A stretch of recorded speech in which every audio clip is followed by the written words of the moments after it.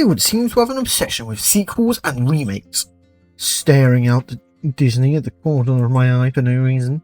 But even the most cynical business model can't get some doomed projects off the ground. Every time a new sequel or remake is announced, fans of the original scrutinise its value, questioning whether it's a necessary continuation of the story or just a financial crux that doesn't care about the art. Sadly, many recent movies fit into the latter category, unrelated picture of Snow White. While there are plenty of great movie remakes and sequels in existence, there are also some which devalue the original movie. Thankfully, some of these terrible ideas have been cancelled before they got too far, leaving fans wondering how anyone could have thought these sequels and remakes would be appropriate.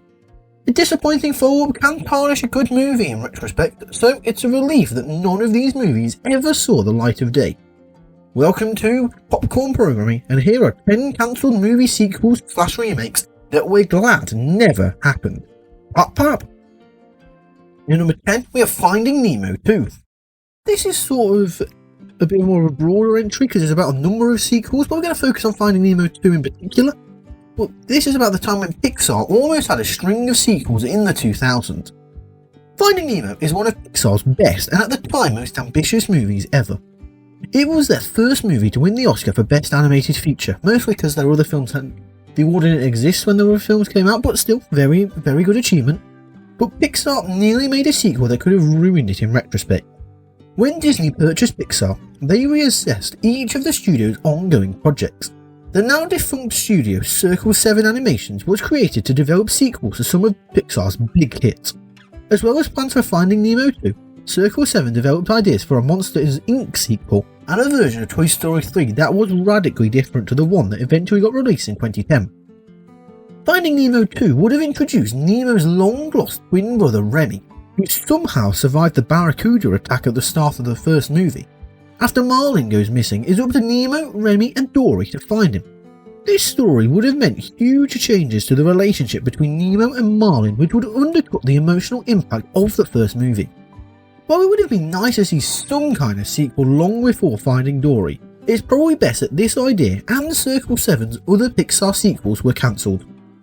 In number 9, we have Taxi Driver 2. Hey, you talking to me? Sequel to Taxi Driver is one of the countless unrealised Martin Scorsese projects over the years.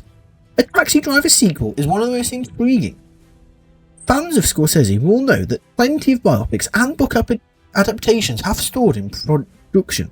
Taxi Driver 2 is something different, however, as it would have been a first for the director, since his only other sequel is The Color of Money, which is a sequel to Robert Rosen's 1961 drama The Hustler. Taxi Driver is one of Scorsese's best movies, but it isn't one that seems like it needs a sequel. For decades it remained untouched, but Paul Schrader and Scorsese started working on new ideas around 2005, and Robert De Niro was even apparently willing to return as Travis Bickle, but the script was never up to the necessary standards that he and Scorsese wanted it to be. The project dragged on for a few years before being shelved, and the story remains a mystery. It's probably best that the original was left alone, especially because it kind of ends in a way that doesn't really need a sequel whatsoever. Just my opinion. In number 8, we have Yellow Submarine, as this animated classic should never be remade. Yellow Submarine is now seen as a landmark in animation, breaking beyond the boundaries of what the big studios were making and proving the untapped potential of the medium. The story fits the music of the Beatles really well, but what's more important is the psychedelic and endlessly creative visuals. Any remake would be pointless since the animation is more important to the movie's appeal than the plot. Robert Zemeckis started experimenting with motion capture animation in the 2000s, with The Polar Express, Beowulf and A Christmas Carol. These movies received mixed reviews, with many people unable to look past the creepy, inhuman animation. This style has its merits and certainly probably some fans out there, but it would have been a terrible choice for a Yellow Submarine remake. Clips from the failed remake can be found online, which serve as proof that the original should remain untouched. In number 7, we have E.T. the Extraterrestrial, as Steven Spielberg thought about making a much darker sequel. E.T. the Extraterrestrial became the highest grossing movie of all time when it first released, a title that it would hold for 11 years before Spielberg himself beat his own record with Jurassic Park. This overwhelming commercial success got Universal Pictures interested in making a sequel, as you could imagine. Even though the story is perfectly wrapped up at the end of E.T., still, a sequel did enter into development with Spielberg and Melissa Matheson, who was the writer of E.T., developed a script together. It was called E.T. 2 Nocturnal Fears, and it seems like it would have had a much darker plot than the original movie, with a group of evil aliens coming to Earth to catch Elliot and his friends. This sounds like a completely different kind of movie to the kind of family-friendly, wholesome fun of E.T., and it goes beyond the moments of darkness in E.T. Fortunately for us all, this horror-inspired sequel was scrapped when Spielberg decided that it would destroy the legacy of his beloved sci-fi movie. In number 6, we have Casablanca 2, and they almost tarnished Casablanca's classic status. Casablanca fans might have heard of Michael Walsh's 1998 novel As Time Goes By, which serves as both a sequel and a prequel to the movie. However, there was a push to make a big screen sequel back in the 1940s, although the idea was thankfully scrapped. Casablanca might not enjoy the same status as one of the best movies ever if it had been followed by a disappointing sequel, especially because the ending is so powerful. The sequel to Casablanca was provisionally titled Brazzaville, and it would have revealed that Rick was a spy for the Allied forces.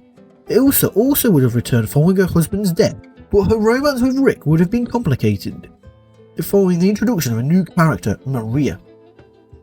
While this sounds like it could have been an interesting standalone movie, it's a terrible idea for a Casablanca sequel, essentially rendering the original mute. Number 5, we have Escape from New York, and a remake of this movie has been in development hell for decades.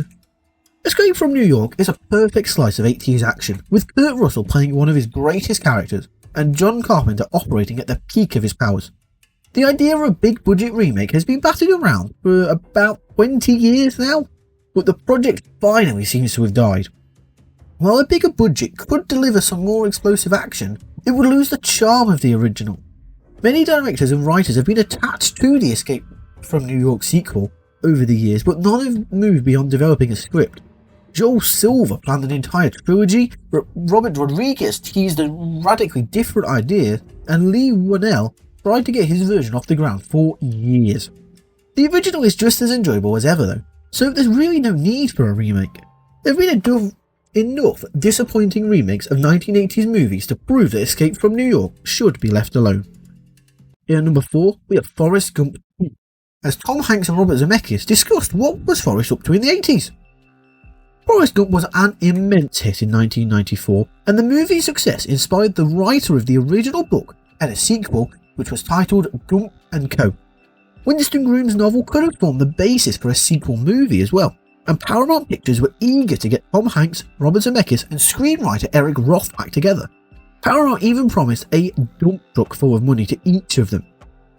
The trio behind the success of Forrest Gump did toy with some ideas about how a sequel could look, and they were adapting Gump & Co., which shows Forrest's life in the 1980s.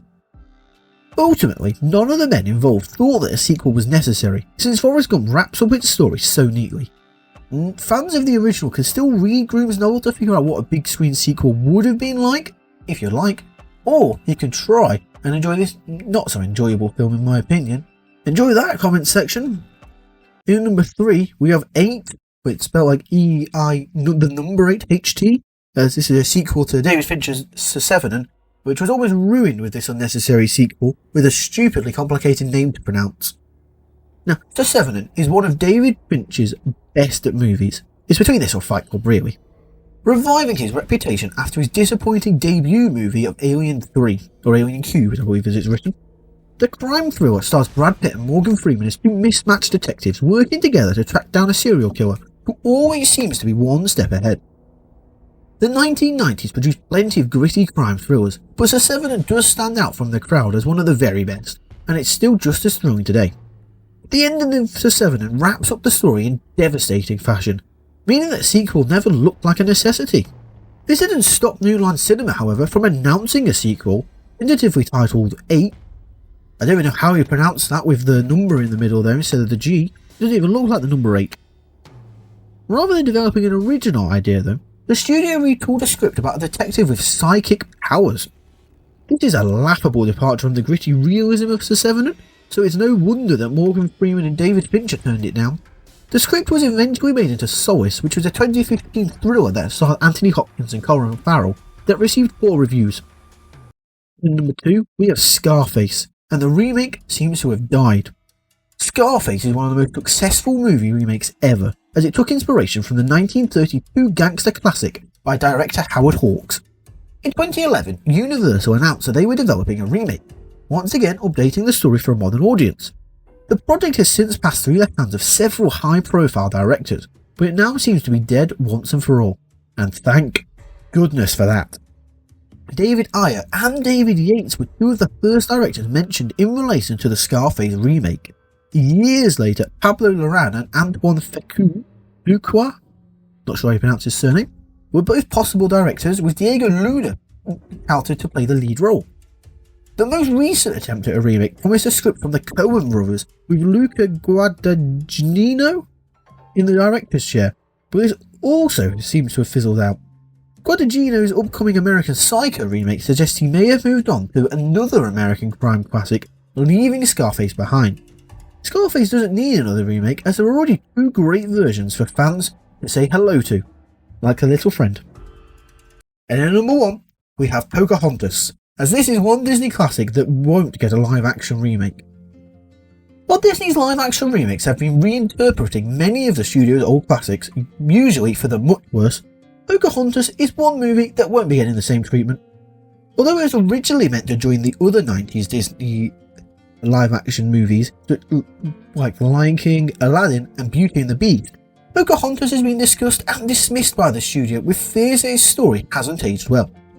Changing social attitudes have cast Pocahontas in a different light in recent years, and is now seen as one of Disney's most problematic films, glossing over some complicated history to try and tell a simple love story.